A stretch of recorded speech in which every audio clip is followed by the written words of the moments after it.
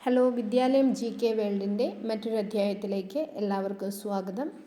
ഇന്ന് കേരള സിലബസ് പ്രകാരം 5ാം ക്ലാസ്സിൻ്റെ അടിസ്ഥാന ശാസ്ത്രത്തിലെ വിത്തിൻ്റെ ഘടനയെക്കുറിച്ചുള്ള കുറച്ച് വിവരങ്ങളാണ് ഡിസ്കസ് ചെയ്യുന്നത്. വിത്തിൻ്റെ പ്രധാന ഭാഗങ്ങൾ ബീജാധാരം, ബീജദ്വാരം, ഭ്രൂണം എന്നിവയാണ്.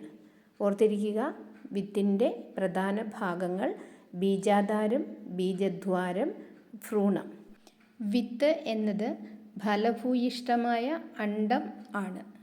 വിത്തിൻ്റെ പുറന്തോട് അറിയപ്പെടുന്നത് ടെസ്റ്റ, ഔട്ടർ സീഡ് കോട്ട്. അതിൻ്റെ പേരാണ് ടെസ്റ്റ. വിത്തിൻ്റെ പുറന്തോട് ടെസ്റ്റ. ഓർത്തിരിക്കുക, വിത്തിൻ്റെ പുറന്തോട് ടെസ്റ്റ എന്ന പേരിൽ അറിയപ്പെടുന്നു. വിത്തിൻ്റെ ഉൾത്തോട് അറിയപ്പെടുന്നത് ടെഗ്മെൻ. ഓർത്തിരിക്കുക, വിത്തിൻ്റെ ഉൾത്തോട്, അതിൻ്റെ പേരാണ് ടെഗ്മെൻ. വിത്ത് പഴവുമായി ഘടിപ്പിച്ചിരിക്കുന്ന ഭാഗത്തിൻ്റെ പേരാണ് ഹിലം. ഹിലം വിത്ത് പഴവുമായി ഘടിപ്പിച്ചിരിക്കുന്ന ഭാഗം. ഇനി വിത്തിലൂടെ വെള്ളവും വായുവും പ്രവേശിക്കുന്ന ചെറിയ ദ്വാരത്തിൻ്റെ പേരാണ് ബീജദ്വാരം. വിത്തിലൂടെ വെള്ളവും വായുവും പ്രവേശിക്കുന്ന ചെറിയ ദ്വാരമാണ് ബീജദ്വാരം. റാഡിക്കിൾ മുളയ്ക്കുമ്പോൾ വേരായി വികസിക്കുന്ന സസ്യത്തിൻ്റെ ഭാഗമാണ് റാഡിക്കിൾ. റാഡിക്കിൾ എന്നാൽ മുളയ്ക്കുമ്പോൾ വേരായി വികസിക്കുന്ന ഭാഗം.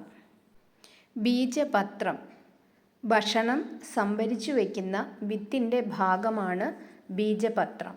ബീജപത്രം ഭക്ഷണം സംഭരിച്ചു വയ്ക്കുന്ന വിത്തിൻ്റെ ഭാഗങ്ങൾ. ഈ ഓരോ ഭാഗങ്ങളും PSC എക്സാമിനും കേറ്ററ്റിൻ്റെ എക്സാമിനും ചോദിക്കുന്നതാണ്.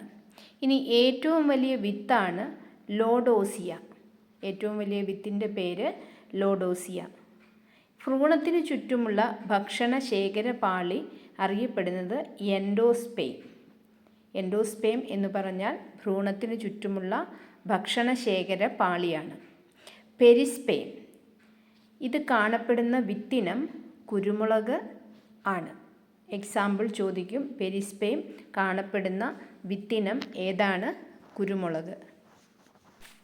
ബീജപത്രങ്ങളുടെ എണ്ണമനുസരിച്ച് വിത്തുകളെ ഏകബീജപത്രങ്ങൾ എന്നും ദ്വിബീജപത്രങ്ങൾ എന്നും തരംതിരിച്ചിരിക്കുന്നു. ഏകബീജപത്ര സസ്യങ്ങൾക്ക് ഉദാഹരണമാണ് നെല്ല്, ഗോതമ്പ്, മെയ്സ്. നെല്ല്, ഗോതമ്പ്, മെയ്സ് എന്നിവ ഏകബീജപത്ര സസ്യങ്ങൾക്ക് ഉദാഹരണമാണ്. പയറ്, കടല, മാവ്. പയറ്, കടല, മാവ് എന്നിവ ദ്വിബീജപത്ര സസ്യങ്ങൾക്ക് ഉദാഹരണമാണ്. ഭ്രൂണാവസ്ഥയിലുള്ള ചെടി അറിയപ്പെടുന്നത് ഭ്രൂണം എന്നാണ്. ഭ്രൂണം എന്നാണ് ഭ്രൂണാവസ്ഥയിലുള്ള ചെടി അറിയപ്പെടുന്നത്. വിത്തിൻ്റെ കട്ടിയുള്ള പുറന്തോടാണ് അതിലോലമായ ഭ്രൂണത്തെ സംരക്ഷിക്കുന്നത്. ഭ്രൂണ അച്ചുതണ്ടിനെ ടൈഗല്ലം എന്ന് വിളിക്കുന്നു. ടൈഗല്ലം എന്നാണ് ഭ്രൂണ അച്ചുതണ്ട് അറിയപ്പെടുന്നത്.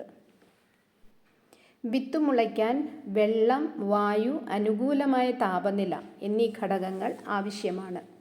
വിത്ത് മുളയ്ക്കുന്നതിന് ആവശ്യമായ ഘടകങ്ങളാണ് വെള്ളം, വായു, അനുകൂലമായ താപനില. വിത്ത് മുളയ്ക്കുന്നതിന് ആവശ്യമില്ലാത്ത ഘടകങ്ങളാണ് സൂര്യപ്രകാശം, മണ്ണ്, വളം. ഓർത്തിരിക്കുക, സൂര്യപ്രകാശം, മണ്ണ്, വളം എന്നിവ വിത്ത് മുളയ്ക്കുന്നതിന് ആവശ്യമില്ലാത്ത ഘടകങ്ങളാണ്. ഇനി മണ്ണില്ലാതെയും ചെടികൾ വളർത്തുന്ന നൂതന രീതിയുടെ പേരാണ് ഹൈഡ്രോപോണിക്സ്. ഹൈഡ്രോപോണിക്സ് എന്ന് പറഞ്ഞാൽ മണ്ണില്ലാതെയും ചെടികൾ വളർത്തുന്ന നൂതന രീതിയുടെ പേരാണ്. വിത്ത് മുളച്ച് ഇലയുണ്ടാകുന്നതുവരെ ചെടിക്കുള്ള ആഹാരം ലഭിക്കുന്നത് ബീജപത്രത്തിൽ നിന്നാണ്. വിത്ത് മുളച്ച് ഇലയുണ്ടാകുന്നതുവരെ ചെടിക്കുള്ള ആഹാരം ലഭിക്കുന്നത് ബീജപത്രത്തിൽ നിന്നാണ്. ചോളത്തിൽ ഒരു ബീജപത്രം മാത്രമാണുള്ളത്. ഓർത്തിരിക്കുക, ചോളത്തിൽ ഒരു ബീജപത്രം മാത്രമാണുള്ളത്. എക്സാമിന് റിപ്പീറ്റഡായിട്ട് ചോദിക്കുന്ന ഒരു ക്വസ്റ്റ്യനാണ്. എല്ലാവർക്കും ടോപ്പിക് മനസ്സിലായി എന്ന് വിചാരിക്കുന്നു. ചാനൽ സബ്സ്ക്രൈബ് ചെയ്ത് സപ്പോർട്ട് ചെയ്യുക. അടുത്ത ഒരു ടോപ്പിക്കുമായിട്ട് വീണ്ടും കാണാം. Thank you.